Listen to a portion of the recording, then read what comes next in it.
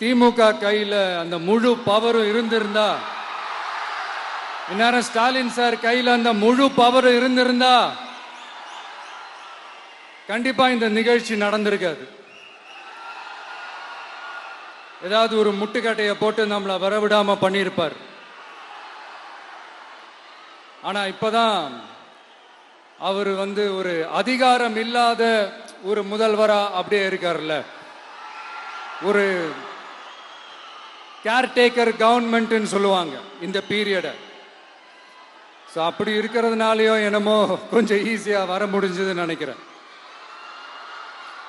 அது மாதிரி இந்த திமுக கவர்மெண்ட் நமக்கு எவ்வளவு பிரச்சனைகள், எவ்வளவு நெருக்கடிகள், எவ்வளவு அவதூறுகள், அவங்களையும் தாண்டி இன்னும் சில பேர் இன்னும் நிறைய அவதூறுகள் எல்லாமே பரப்புனாங்க.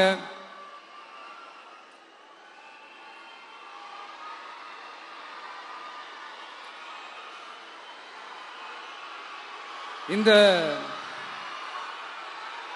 திமுக கூட்டணிக்கும் பாஜக கூட்டணியுமே இவங்க ரெண்டு பேருமே வெளியில வேணா தனித்தனியா இருப்பாங்க, ஆனா உள்ளுக்குள்ள இவங்க ரெண்டு பேருமே ஒண்ணுதான். இவங்க ரெண்டு பேருக்குமே ஒரே நோக்கம்தான். அது என்ன நோக்கம் தெரியுமா?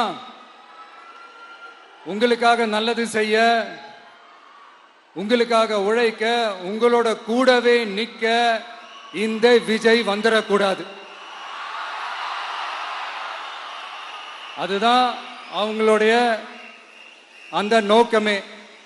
ஏன்னா இந்த விஜய் வந்ததிலிருந்து அவங்க நிறைய இந்த ஊழல்லாம் செஞ்சுக்கிட்டு இருந்தாங்கல்ல, ஒரு லிஸ்ட் போட்டு சொன்னல, அதெல்லாம் அவங்களால செய்ய முடியாம போச்சு. எல்லாத்துலயும் மண்ணு விழுந்துருச்சு. அதனால செம்ம கோபத்தில் இருக்கிறாங்க என் மேல.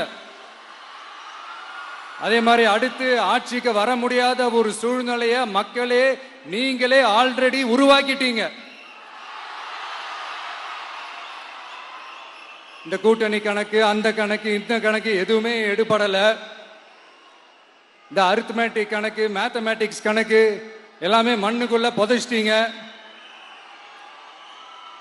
அப்புறம் இந்த கொள்ளையடிச்சு வச்சிருக்கிற இந்த பணத்தை எல்லாம் வச்சு கல்லாப்பட்டி கூட்டணின்னு ஒண்ணு சேர்த்து வச்சிருந்தாரு. அது எல்லாமே இப்ப கலகலத்து போய் நிக்குது. டாப் தனியா, பாட்டம் தனியா, ரீப்பர் தனியா, ஜாயிண்ட் தனியா, அப்படி நிக்குது தனித்தனியா. எல்லாமே அப்படியே ஒட்ட வச்சுக்கிட்டு இருக்கிறாரு.